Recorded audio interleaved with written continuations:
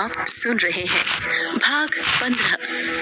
अगले दिन महेश लीला ताई द्वारा दी गई पर्ची का पूजा का सारा सामान लाकर पार्वती को देता है। ये लो माँ, ये रहा सारा सामान। पर मुझे समझ नहीं आ रहा कि ये सब खाने पीने का सामान पूजा में किस लिए मंगवाया है। और जब बाबा जी खुद कहकर गए हैं कि वो आएंगे, फिर तो क्यों फालतू में लीला ताई की बातों में आ रही है। उनके बारे में पूरा गांव जानता है। जबरदस्ती का नाटक है ये सब। मानता हूँ घर में कुछ अनहोनियां हो रही है, पर तूने कुछ ज्यादा ही लीला ताई की बात को दिमाग से लगा लिया। कहीं बाबा जी को पता चली कि उनके कहने के बाद भी हमने किसी और को बुलाया तो नाराज ना हो जाए। तू तो जानती है माँ, एक वही हमारी उम्मीद है। मैं उनके अलावा और किसी बाबा पर विश्वास नहीं करता। बाकी सब ढोंगी पाखंडी होते हैं।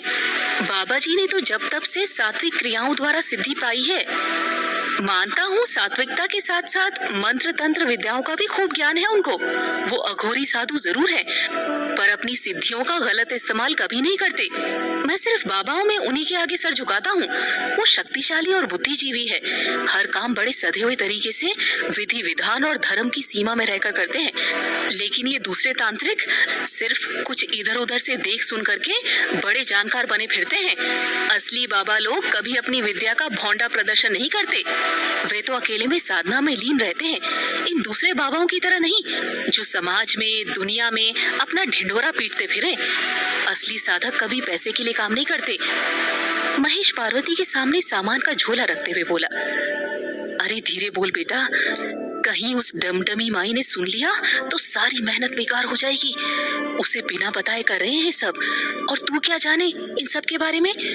रही बाबाजी वाली बात, तो उनका पूरा सम्मान दिल से मैं भी करे हूँ। मुझे भी पूरा भरोसा है बाबाजी पर वो जाते जाते क्या कह गए थे, तूने सुना नहीं क्या? वो हिमालय गए हैं साधना के लिए। क्या पता कितना वक्त लगे उनको। सिद्धियां इतनी आसानी से नहीं मिले हैं बेटा। और फिर उनको भी इस घर में कुछ ठीक नहीं लगा था। तूने देखा नहीं था वो किस तरह से घर में आते ही आंख बंद करके कुछ महसूस कर रहे थे। उनको एक अजीब तरह की गंध आ रही थी, जो हम आल इंसान कभी महसूस नहीं कर सकते।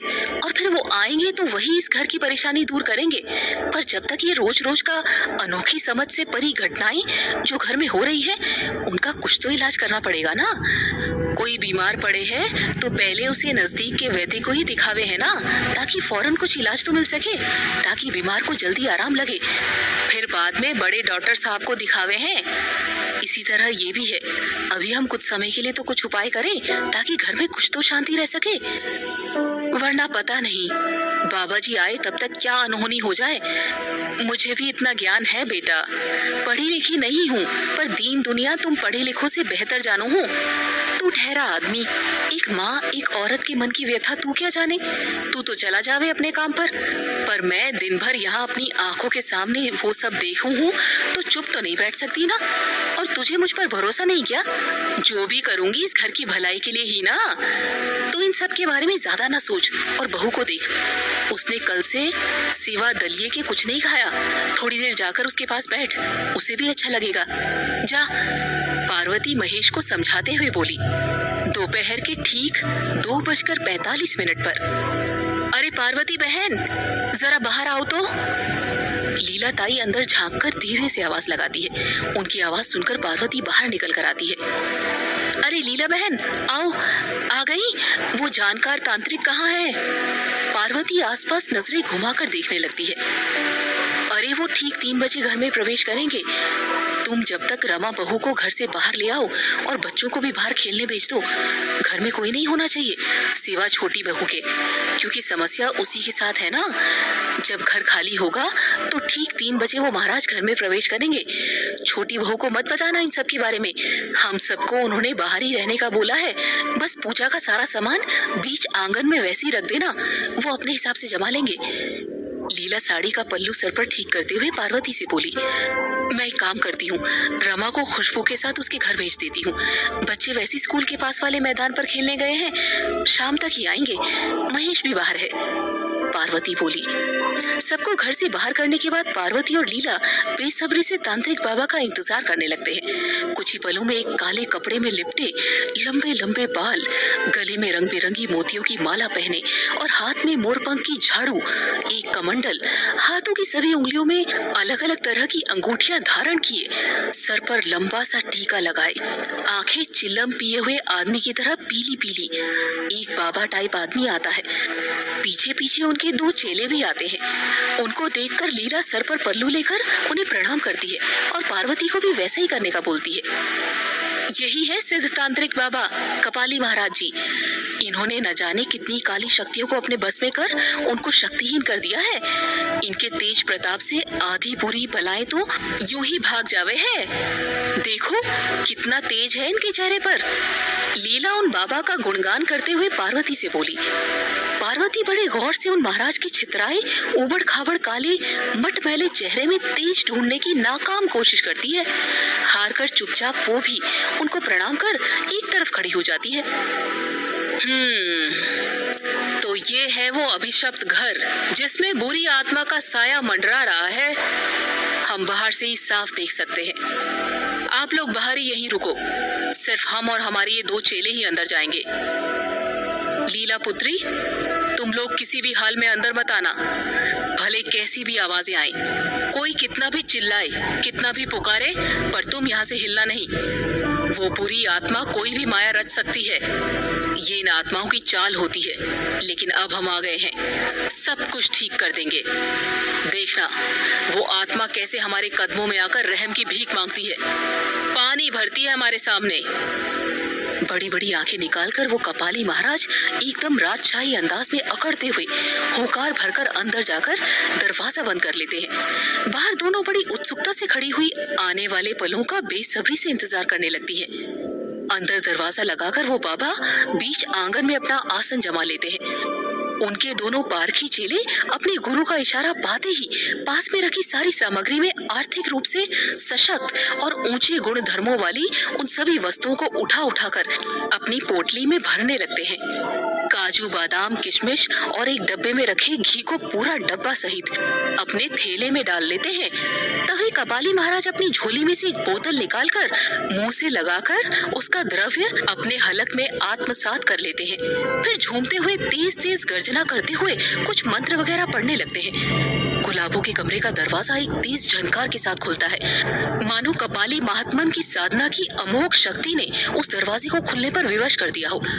धुएं के बादल छटते ही निहायत खूबसूरत अप्सरा आकर दरवाजे की चौखट पर खड़ी हो जाती है और बड़े मनमोहक अंदाज में कपाली महाराज की ओर देखने लगती है। अब तक कपाली महाराज की आंखें भी उस खूबसूरत बला से टकराकर 4, 8, 12 की गिनती को पार कर जाती है। फिर लड़खड़ाते कदमों से उठकर उसकी तरफ देखते हैं। तो तू है खूबसूरत चंडालिनी जो इस घर में इस लड़की के ऊपर छाई हुई है। अब देख मैं तेरा क्या हशर करता हूँ। इतना कहते हुए स्वयं घोषित सिद्ध पुरुष अपनी सिद्ध हस्तों से अपने नाक पर कपड़ा बांध झोली में से एक मुट्ठी भरकर भभूत आसमान में उड़ा देते हैं, मानो पूरी पृथ्वी को अपनी माया से चकित कर देना चाहते हो। उस भभूत से एक अजीब सी गंध पूरे वातावरण में फैल जाती है। तुम आ गए कपाली, कब से तुम्हारा ही रास्ता देख रही थी। बड़ी देर कर दी कपाली आते आते। बड़े निराले लहरदार रहस्यमयी अंदाज में कहते ही वो वहीं दूर से कपाली की तरफ दोनों बाहें फैलाए आलिंगन मुद्रा में खड़ी हो जाती है। पहले तो वो उसे इस तरह व्यवहार करते देख आश्चर्यचकित हो जाते हैं, क्योंकि लीला ने जैसा उनको बताया था ये तो ठीक उससे उलट निकली। उस खूबसूरत बला की अदाएं देखकर कपाली महाराज भी अपनी सुध-बुध खोकर उस मनमोहिनी की ओर मोहित हो खींचे चले जाते हैं। उनके समस्त ज्ञान चक्षु झप-झप करने लगते हैं। लेकिन वो ठहरे स्वयंभू सिद्ध पुरुष अपनी झोली में अनगिनत बुरी आत्माओं को लपेटे घूमने वाले यदि इस बुरी बला को बिना अपना क्रोध दिखाए वश में कर लेते तो झोली में बंद दूसरी आत्माओं को बुरा लगना स्वाभाविक था। और फिर उसके इस तरह प्रेम पूर्वक नरम व्यवहार से कपाली महाराज की हिम्मत भी बढ़ जाती है। उनको अपना प्रभाव दिखाने का इससे अच्छा और कोई अवसर नहीं दिखा। उनकी कुछ धमाकेदार गर्जना जब तक बाहर खड़े लोगों को सुनाई न दे तो फिर कैसा चमत्कार। यदि वो साधारण तरीके से पेश आते तो भला फिर एक सिद्ध तांत्रिक की छवि धूमिल होने का भी तो डर था। इसीलिए अपने क्रोध के अंश मात्र का दर्शन कराना तो बनता था। फिर क्या था? भयंकर भभके एक तीव्र स्वर में, आ यहाँ सामने बैठ, मेरे सामने आ जल्दी, वरना मैं वही भस्म कर दूंगा।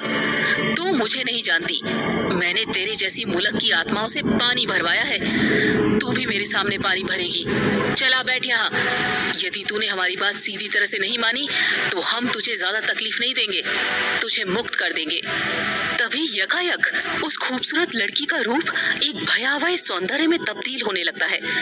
आंखें लाल सुर्ख, चेहरे पर भयंकर क्रोध और त्योरियां चढ़ी हुई, सर को तेजी से हिलाकर अपने बाल फैलाए अचानक से भयंकर कुटिल मुस्कान के साथ सफेद सफेद दांत निकालते हुए कपाली महाराज के सीने पर एक जोर की लात मारकर दूर पटक देती है। उसके जोरदार प्रहार से सूखे पत्ते की तरह उड़ते हुए उस जमीन पर गिर पड़े, अपना सर धुनने लगते हैं। चेहरा झटक कर ऊपर करते ही कपाली महाराज की पीली पीली आंखें उस भयानक लाल सुर्ख आंखों से टकराती है। वो लड़की अचानक गर्दन घुमाकर आंगन में रखे पानी के घड़े की तरफ गुस्से से देखती है। वो पानी से भरा हुआ घड़ा हवा में उड़कर कपाली महाराज के कपाल पर आ गिरता है। एक जोर की आवाज आती है, धड़ाम।